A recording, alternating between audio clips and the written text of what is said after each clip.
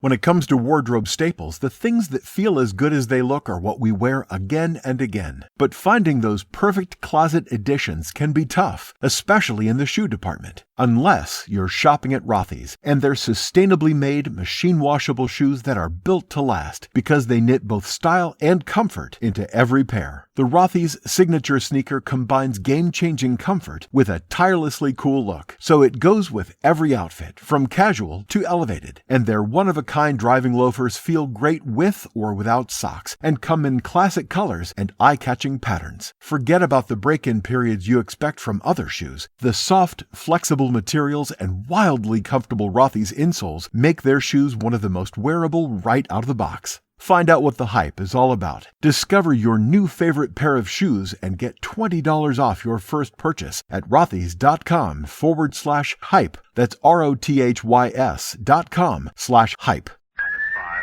4, 3, 2, X-1, fire.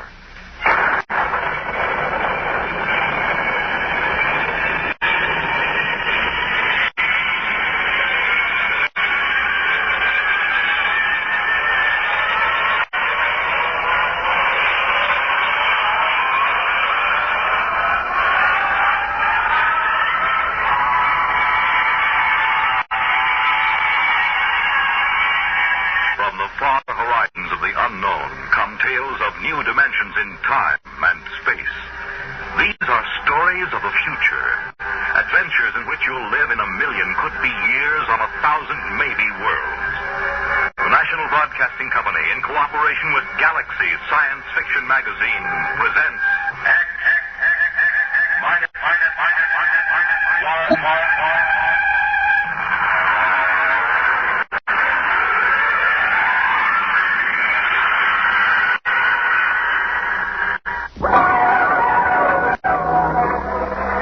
The first 3 expeditions from Mars left Earth in a mushroom of flame, arced through the atmosphere, and finally dwindled to tiny specks in the big eye of the Mount Palomar telescope, and then were lost to sight forever. The prearranged landing signals flashed back to Earth, and then the radios went dead. One after the other, ships had disappeared and were never heard from again. But still, the rockets came. The 4th expedition emerged from the silent gulfs of space, angled down toward the floating red disk of Mars, down into an orbit as the order came to... The last blast of the bow jets broke dead against the blue desert sands, and the ship slid to a halt at the edge of a vast city that reflected the icy glare of the moonlight. For a while, all was still. All right, Parkhill. Open the airlock. Hi, sir. Fresh air. Hey, it's cold out here. Who cares? We got here. I thought I'd never hit solid ground again. Hey, how about a fire, Captain Wiley? It's freezing. Later. We have work to do. Oh, smell that air. Why, you could get drunk on it. Say, there's an idea. Why don't we break out a bottle and celebrate? There will be no drinking done until we're secured. But we're landed, Captain. 3 other expeditions landed and disappeared within 24 hours. Now, we're not relaxing security till we find out what happened to them. What do you mean? Maybe Martians? Fender, you're an archaeologist. How old would you say they are? I can't tell till I study them more closely. The kind of engineering we couldn't duplicate on Earth. Well, I'm not interested in the architect now. I want to make sure there's nothing there that might be dangerous. Mr. Hathaway. Yes, sir? I want you and Fender to take a reconnaissance party into the city and find out what's there. We'll set up camp here. No man is to go more than 50 feet from this rocket. And there'll be no celebration till Hathaway and his party report back.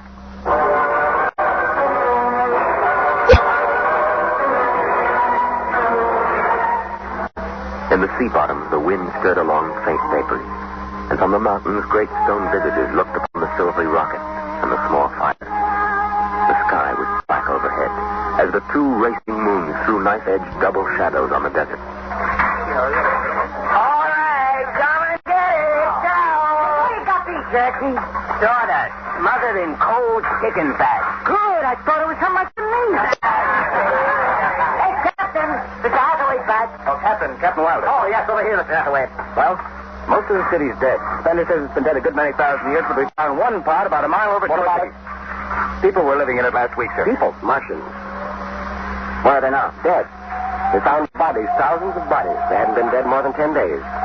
What did they die of? You won't believe it. What kills them? Chickenpox. Chickenpox? Yes. Where could they get chickenpox? From Earth.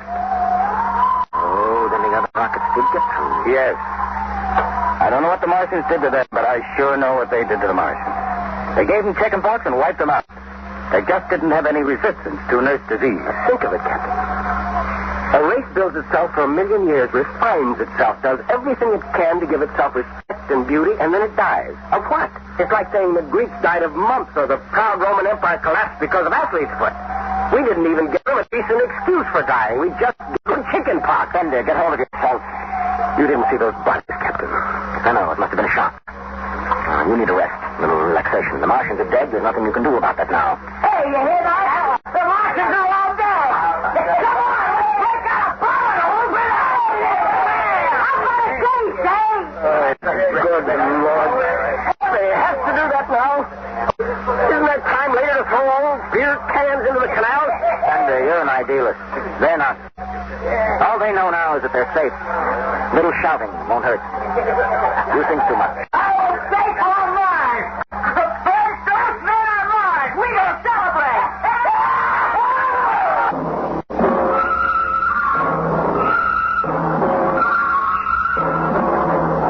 Bottles were opened and drunk. The voices got louder.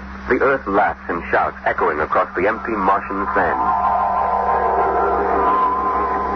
Bender listened to the wind over his ears. Cool. He felt the land getting cooler. The stars drew closer, very near. The air smelled clean and new. He looked at the cool ice of the white Martian buildings over there on the empty sea land.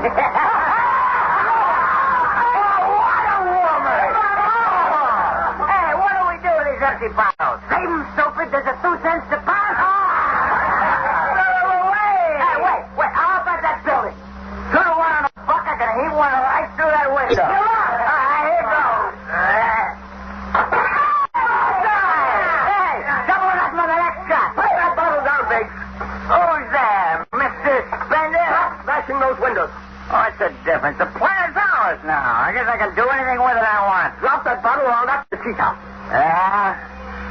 Just watch me. I warned you, Big.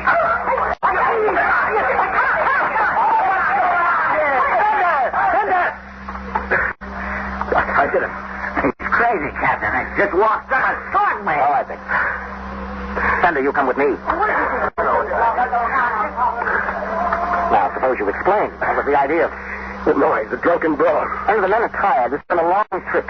And you have a different way of seeing things. Oh, I'm seeing things, all right.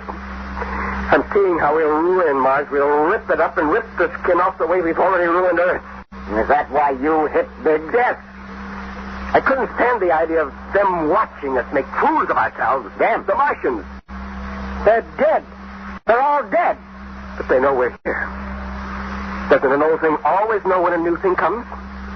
We've come a long way to smash their windows and spit in their wine. Well, maybe you're right. But I'm still going to fine you $50 for that fight. Now, come on, Spender. Suck in your chin. We'll go back there and play happy.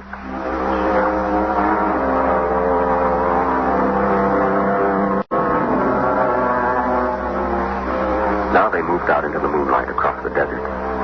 They made their way into the dreaming, dead city. The light of the racing twin moons glinted on the barrel of a pistol, the long blade of a machete, the round, gurgling shape of a raised bottle. The wind blew in from the Dead Sea bottom and brushed through the silvery wire filigree of the towers. Strange music drifted down to the double-shadowed streets, a thin, haunted music that played as it had played through the uncounted years of time. Nobody moved. The moons held and frozen. The wind beat slowly around them.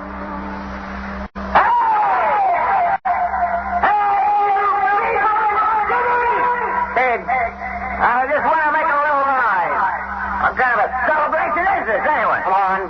They built this city thousands of years ago. And now where are they? How do they die? Who cares? It's that. That's good enough for me. Lord Byron. What? Lord Byron, a 19th century poet. He wrote a poem that fits this city. Might have been written by the last Martian poet. So we'll go no more a roving. so late into the night. Though the heart be still as loving, though the moon be still as bright. For the sword outwears its sheath, and the soul outwears its breath. And the heart must pause to breathe, and love itself must rest. Though the night was made for loving, and the day returns too soon, yet we'll go no more a-roving by the light of the moon.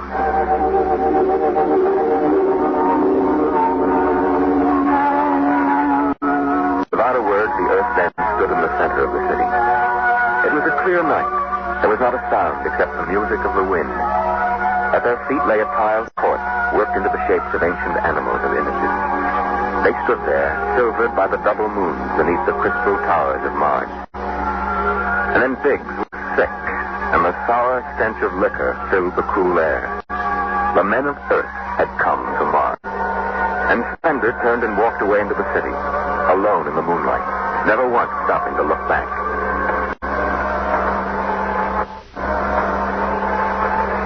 It was a morning that might have been a Monday, or a Tuesday, or any day on Mars.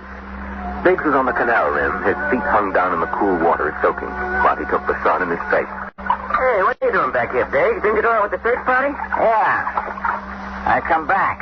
I had a blister. Oh, yeah. Here. What do you mean? Look. Look, Jack, you see that? Anyway, I had enough searching. 4 days hunting for that screwball spender. Didn't find him yet, huh? Good riddance.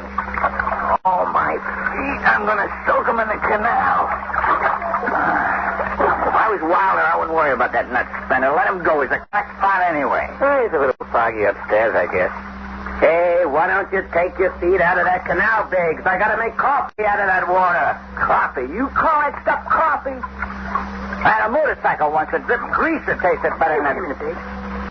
Hey, look over there. Where? By that bush. There's someone there. Hey, it's him. Hey, Spender! Spender. He's coming over. Why didn't he stay lost, that crazy jerk? Hi, Spender. Long time no see. Oh, Cherokee. I've been exploring some ruins. Oh, you and them ruins. You're like a dog in a boneyard.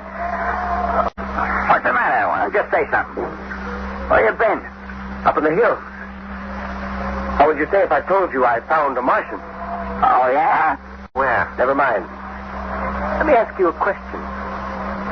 How would you feel if you were a Martian and people came to your land and started to tear it up? I know how I'd feel. I've got Cherokee blood in me.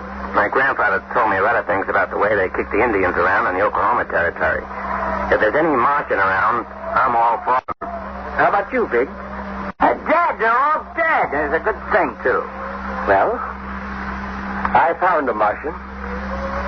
Up in a dead town in the hills. I've been reading their books, and they're easy to understand. And I've learned their language. And then I found this Martian. And I brought him here, now. I don't see no Martian. I'm the last Martian. What did you say? Biggs, I'm going to kill you. Oh, cut it out. What kind of a lousy joke is that? Don't put that gun away. What? You're kidding, huh? Spender,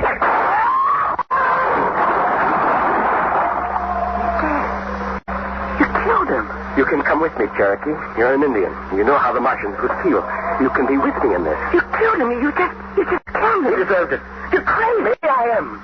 But you can come with me. Come with you for what? Go on, get out of here, crazy murderer. Of all of them, I thought you'd understand. I thought you'd remember what happened to your own people. Get out of here, you crazy murderer. Don't reach for that gun. Spender.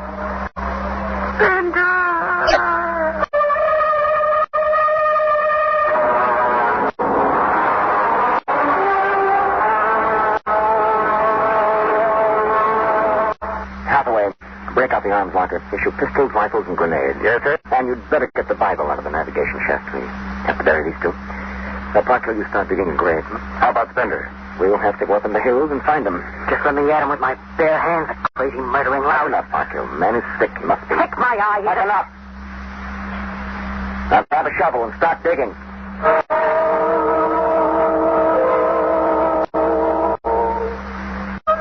Spender saw the thin dust rising in the valley, and he knew the pursuit was beginning. The sun burned farther up the sky, and the blue sand drifted lazily across the sea bottom below. He sat beside a quiet pool 10,000 years old and held a silver book. Through the house played the strange wind music of ancient Mars. He heard voices whisper in his mind.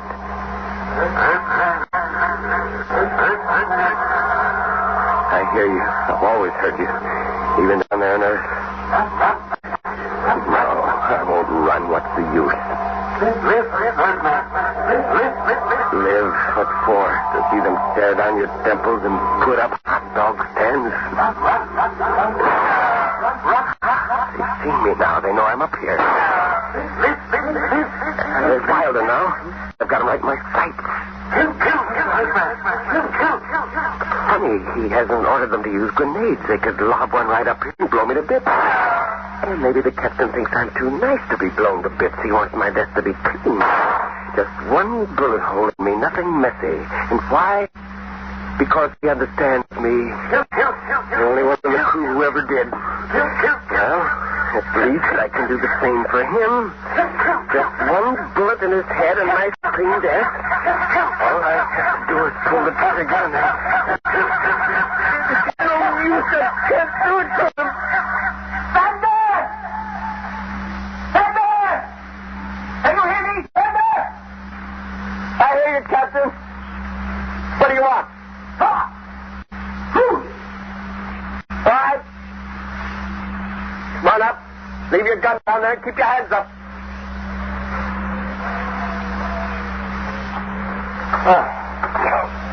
That's quite a climb. You mind if I sit down? How long do you think you can hold out? Till you're all dead. Now, why didn't you kill all of us this morning when you had the chance? You could have. I know. I got sick. After I started killing people, I realized they were just fools and I shouldn't be killing them, but it was too late. So I came up here where I could get angry again. Why did you do it? When I was a kid, my folks took me to visit Mexico City. Now, always remember the way my father acted, loud and big. And my mother didn't like the people because she thought they didn't wash enough. I can see my mother and my father coming to Mars and acting the same way. Anything that's strange is no good to us. We aren't fit to take over this planet. But to kill two men. How would you feel if a Martian spit on the White House floor? You know, you haven't acted very civilized yourself. I'll kill you all off, Wilder. That'll delay the next rocket 5 years, and then I'll kill them, too.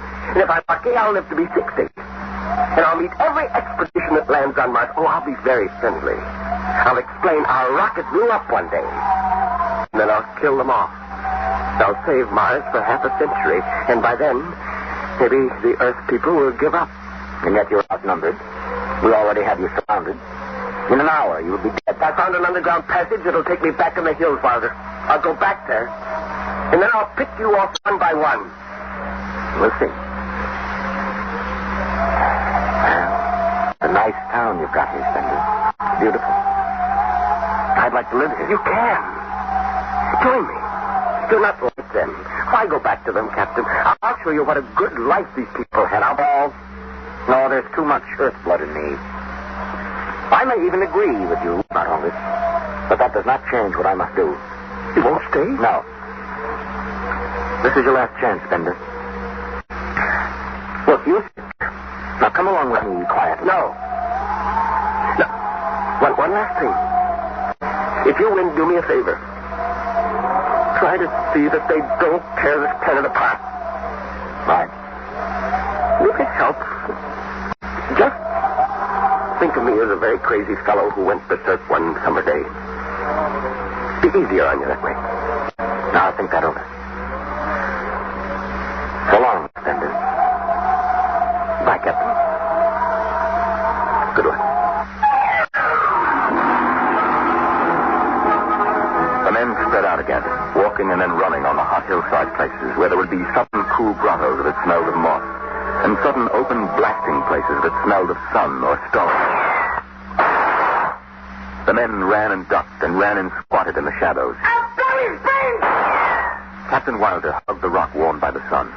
He gasped, for the air was thin and not meant for running. Spender lay at the top of the hill, and a gap in the rock showed the white of his shirt against the shadows. Wilder looked at the towers of a little clean Martian village, like sharply carved chess pieces lying in the afternoon. He saw the rocks, interval between where Spender's chest was revealed.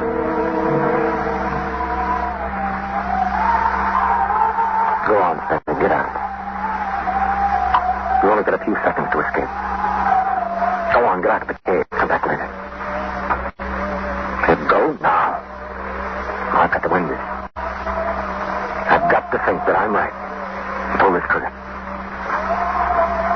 Go now. Get out. I'll get him. It's right in the head. I'll throw his body back. Oh, fuck you. Put down that gun. I'll do this myself. Spender. Why didn't you get out? Why?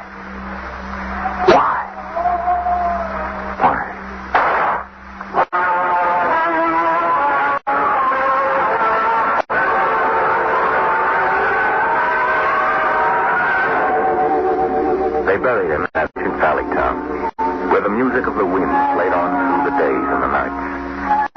They laid him in an ancient silver sarcophagus with waxes and wines which were 10,000 years old, his hands folded on his chest.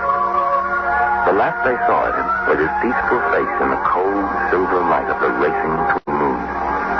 The captain found the poem in Spender's pocket, and he read it before he shut the marble door.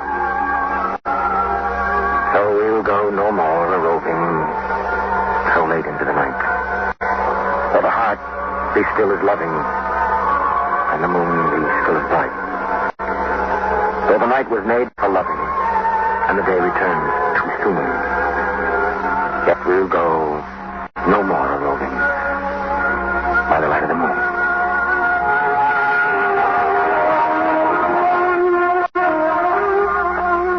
The next afternoon, Parkhill did some target practice in one of the dead cities, shooting out the crystal windows and blowing the tops off the fragile towers.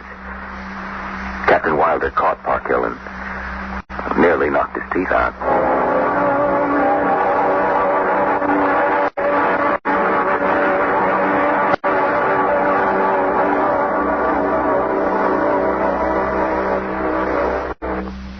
You have just heard X-1, presented by the National Broadcasting Company in cooperation with Galaxy Science Fiction Magazine.